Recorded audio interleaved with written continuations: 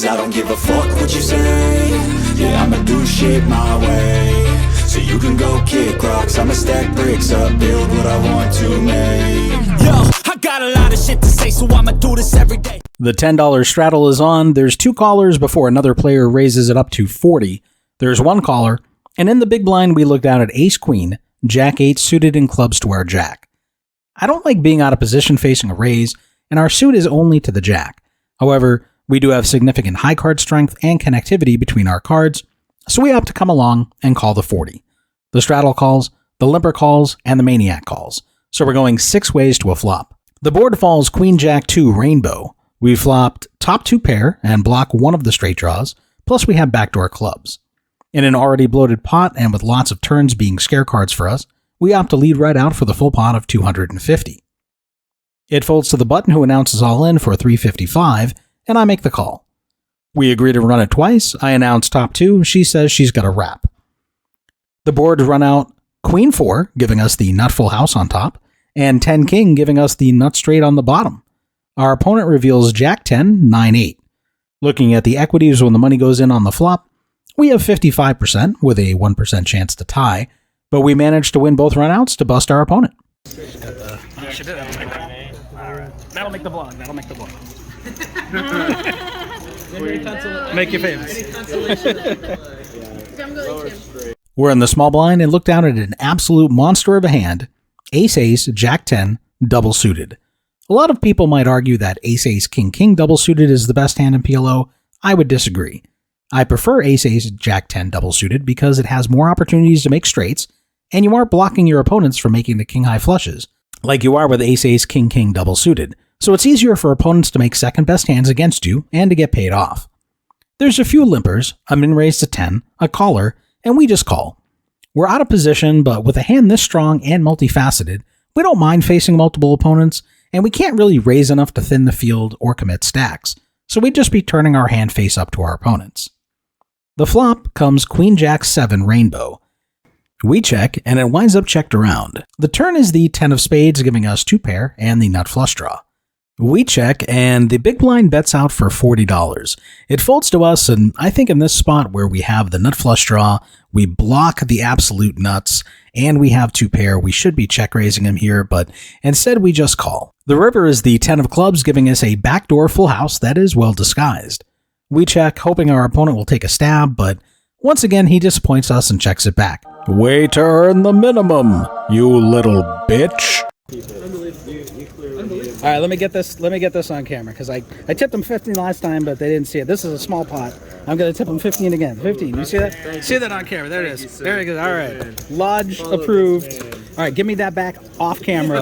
I'll edit this out afterwards. It's good for the vlog. It makes me look. Thank you. The $10 straddle is on. There's 2 callers before us, and in the small blind, we look out at ace-jack, 10-9, all clubs. We obviously hate blocking the absolute shit out of our own nut flush draw, but the connectivity and high card strength of our hand allows us to call 1 raise, which we do. We wind up going 5 ways to a flop, and the flop comes down ace-queen-7 rainbow. We've got top pair, backdoor nut clubs, and a gut shot to Broadway, plus some backdoor straight possibilities as well. It's not strong enough to bet because if we get raised, we'll be priced out of drawing. But we can try to pot control and see if we can pick something up on the turn, so when it's checked around and the button bets the pot of 50, we make the call. There's a number of turn cards that can improve our hand, giving us trips, 2 pair plus a wrap, etc. The cutoff comes along as well, and we're going 3 ways to a turn, and the turn is the 8 of spades. Bingo, bango, bongo, Vince. That's our pivot card right there. We can now hit a 6, 9, 10, jack, or king to make our straight, possibly discounting any spades, which could be bad for us. We check it over, and the button doesn't let up off the gas, betting the full pot of 200. I check raise all in for 460, expecting the button, who only has to call another 260 for a pot with 860 in it, getting more than 3-1 on a call, to come along. However, surprisingly, she folds. She tells me she laid down 2 pair, so she either had a really bad 2 pair, or she was worried I had a set, or a better 2 pair. Either way, we'll take it. Early position raises to 15, and there's 1 caller. We're in the hijack holding king-queen, jack-3, double-suited in clubs and spades. While I'm not a fan of having the 3 as my dangler, since it doesn't connect with the other 3 cards, At least it's suited and my other cards all work well together, so I come along. Now, of course, the button makes a juicer raise to 50 because these degenerates just can't help themselves. The original raiser calls, the player in between calls, and closing the action, we come along as well, and we're going 4 ways to a flop. Holy shit. The flop comes down 10-9-5 with 2 spades, giving us the top wrap straight draw, plus a flush draw as well. When it's checked to us, this board shouldn't favor the raiser's range, who is the only player left to act behind us. And since we hit it pretty hard, we take the initiative, betting the full pot of 205. It folds around to the early position player, who check raises all in for 640. So we have to call another 435 for a pot of 1,050, getting 2.4 to 1 on our call. We only need 29% equity for this call to be break even. Anything beyond that is profit. If I give my opponent ace queen 7-6 double suited in nut spades and backdoor hearts, I still have 35% equity. If I give her 10-10-8-7 with backdoor hearts, I'm over 46% equity. So either way, I'm getting the right price, even if facing a better flush draw or top set. I make the call, and we agree to run it twice. The first run out doesn't look all that good for us, coming the 6 of clubs and the 6 of diamonds. The second run out comes the 5 of spades and the 7 of hearts, giving us the spade flush, but also pairing the board. Our opponent turns over king 10-9 deuce with 3 diamonds. Looking at the equities, I gave my opponent way too much credit, as I was the equity favorite with close to 60% to her 40%, with a slim chance of a tie. I think she wins up top. Yeah, she wins the top one. All right, so chop chop. I win the ball. I win the ball. All right, take those back. That's you. Fuck. You had spades? Yeah, I had the ball, so I win the top. You had better spades? Put your chips in. Can't wait till after the hand. Good re-raise for me. I have full house on the bottom, 9-5. Oh, full house. Oh, I didn't even see it was paired. Yeah. I fold. The $10 straddle is on. There's 3 callers. And in the small blind, we look down at king queen, 10-9, rainbow. I don't like having no suits. Our cards do work together, though, to make straights, and we have high card strength for full houses, so I make the call as well. And we wind up going 6 ways to a flop. The flop comes down 10-10-2 rainbow. We've got 3 10s with second kicker, and I'm not a fan of my play here. We lead right out for the full pot of 60. We're out of position on a relatively dry board against multiple opponents. I think I should check and let someone in late position with a pair of jacks take a stab at it, so I can make some money off this hand, rather than just blasting everyone out, which is what I wind up doing. In middle position for a double board bomb pot, we're dealt 9-7-6-4, suited in clubs to our 7. The flop comes down jack 10-8 with 2 clubs, and king 6-5 with 2 hearts. It checks to us, and yes, we flop the second nuts on the top board, and an open ender on the bottom, but there are 2 flush draws to worry about, and our flush draw isn't that strong, so we don't really want to bloat this pot. If there's a single bet, we can likely call it, but if there's multiple raises on the street, we'll need to let it go.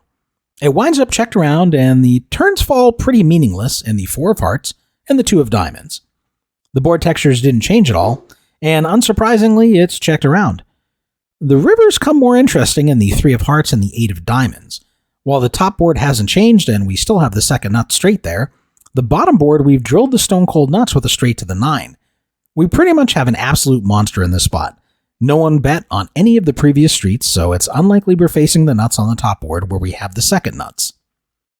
There's a bet of $35 from a maniac on the small blind, and when it folds to us, we raise to 125, but unfortunately, no one has anything strong enough to call this time. There's a few limpers, and in middle position, we look down at ace-ace, 4-4, double suited in hearts and clubs, and we come along as well. There's a raise behind us to 30, 3 players call. We opt to just call as well. Because we have 2 nut suits, we don't mind multiple players seeing this flop, as we want someone to make a second best flush and pay us off. And our side cards of pocket 4s aren't all that strong. If we flop a set of 4s, it's usually going to mean higher sets are possible. We wind up going 5 ways to a flop. The flop is a tricky one, falling 8-8-4, rainbow. This is a dangerous spot to be in. It's likely our full house is best right now, but it's extremely vulnerable to being drawn out by anyone with an 8 in their hand. We bet the pot of 155 and breathe a sigh of relief when we take it down. The $10 straddle is on, there's 1 caller, and then another player raises it up to 35. There's 1 caller of that raise, and in the small blind, I look down at ace-9, 9-3 double suited in spades and diamonds. We've got a nut suit, a pair that can flop top set without there being a straight possible, and the 3 connects with our ace to make the wheel. Our hand isn't amazing by any stretch, but it's certainly playable for 1 raise, and we make the call. The big blind calls, the straddler calls, and the limper calls, and we go 6 ways to a flop of 7-6-5 with 2 spades. You need to bet this flop. You've got blockers, range advantage, and outs if you're called. On this board texture, I feel I should be leading out as I block the straights on both ends, and I have the nut flush draw as backup if I get action. This board shouldn't hit the preflop raiser all that hard, and will favor the caller's range, so it's a great spot for me to just take this pot away, rather than letting someone beat me. But instead, I check and it winds up checked around. You little bitch. Now the turn pairs the board with a 5 of hearts, and all we can do is check and pray. Once again, it's checked around.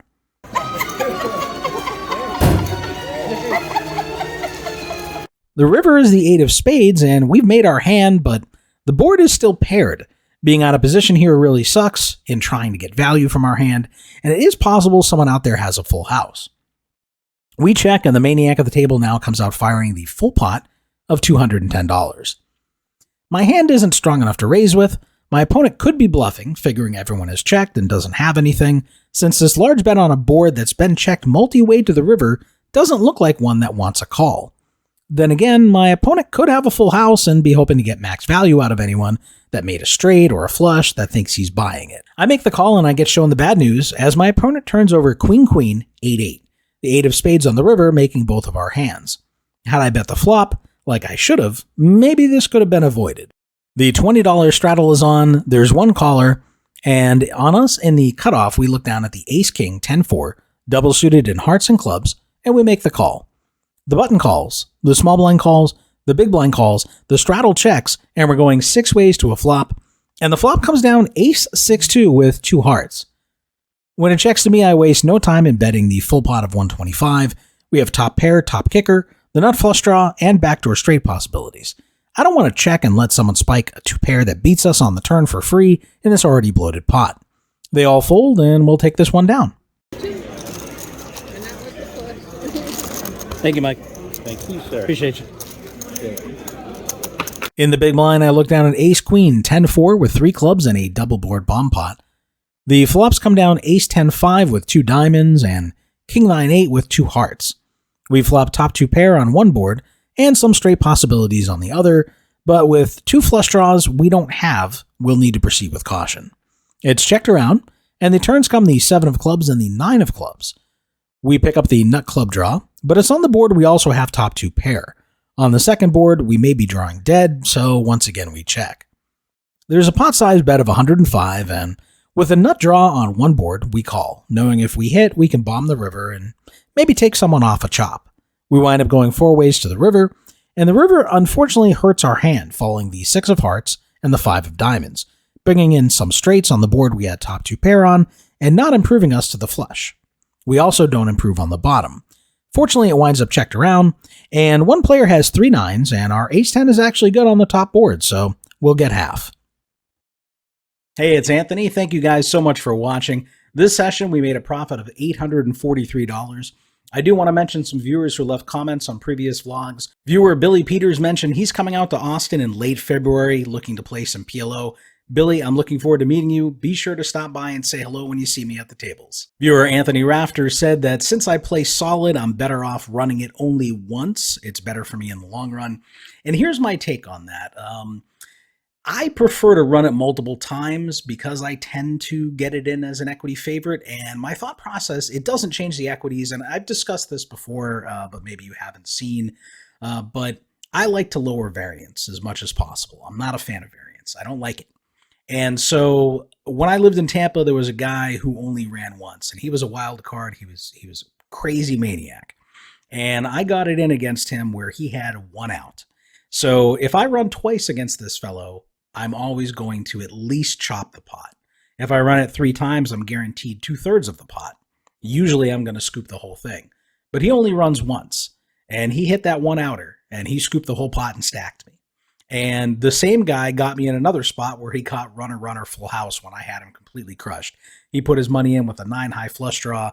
I had flopped Broadway and I had a 10 high flush draw, and he hit a set on the turn, and then the board paired the river. So I was 96% equity there. And if I run it multiple times, I'm never going to take a beat like that because there's no way for him to get there, multiple times. So that's why I prefer to run it multiple times. I would run it 100,000 times if I could, just to get me closer to my actual equity. But that's my take on that. Some people, obviously, if they know you run it twice, will take advantage of that in the sense that they're going to try to push you out of pots. So they may play more aggressively against you. And so you might get bullied out of pots just because people know if you call that they have 2 runouts to try and save themselves. But overall, I still prefer running it multiple times because I tend to be 70, 80, 90% equity when I do get my stack in. So that's my take on that. Anyway, I appreciate you guys turning in, and we're back to PLO finally, so I'm sure you guys are happy. The Hold'em vlogs got some content, the Hold'em tournament vlogs, but it didn't get the viewership that the PLO content has gotten. So we're back in those mean streets, and we will see you guys next week in the next episode. After watching a video like this, sometimes I'll like it, sometimes I'll leave a comment, and sometimes I'll subscribe. Sometimes I'll even do all 3.